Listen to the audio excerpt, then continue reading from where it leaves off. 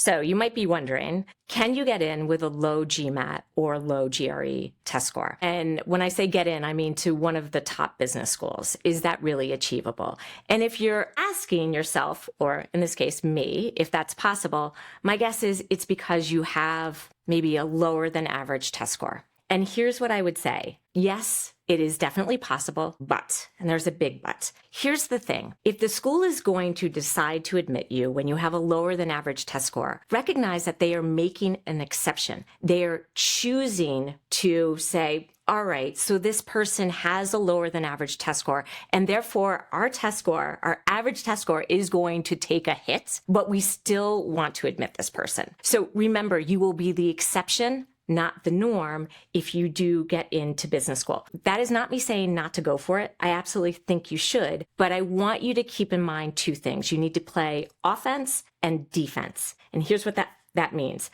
Playing offense, if you are going into this process with a lower than average test score, I want you to shore up every other aspect of your candidacy.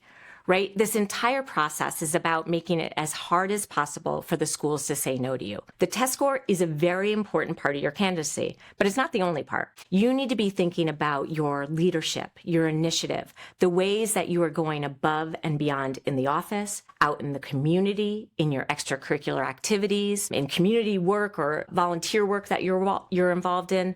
Really, how are you pushing the limits? How are you driving impact? How are you earning followership around you? All of those are critical ways to show the schools that you are someone beyond who your test score might communicate and that you really are a future leader that they can invest in.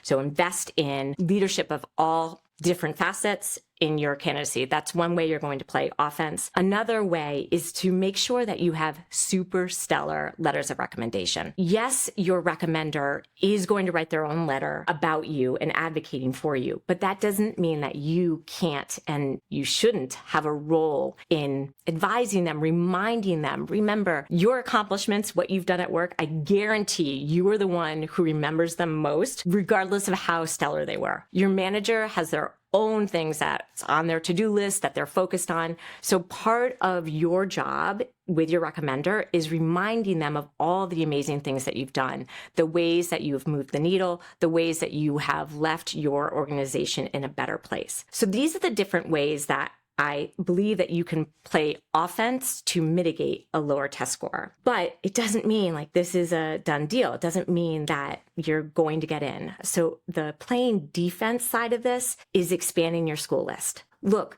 if you think about it, again, going back to this idea that the school has to make an exception if they're going to let you in. The chances of them making an exception are just that. It's a chance, right? So to increase the chances of a school making an exception and admitting you, increase that school list. I often say, to just use baseball vernacular, if you will, terminology, is the number of at-bats really matters in this process. So if you've got more schools in play, if you are applying to additional schools, the chances are higher that one of those schools is going to let you in. And then the last thing I'll say is, consider taking the test again if you haven't. I know if you're really stuck at where you are, I'll talk about that in a second. But if you've only taken it once, take it again. Take it 2 more times. See if you can eke out even on the GRE 1 or 2 more points, or on the GMAT another 10 points. Those things matter. And if you cannot get your score up, the other thing I would say is consider schools that have test waivers. There are still a number of schools that are offering them, and they are an opportunity.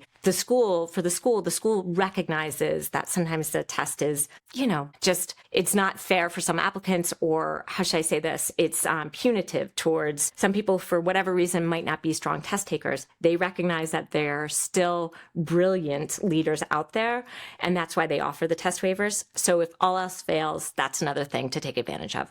And if you want more advice, just reach out to Gatehouse. We're here to help.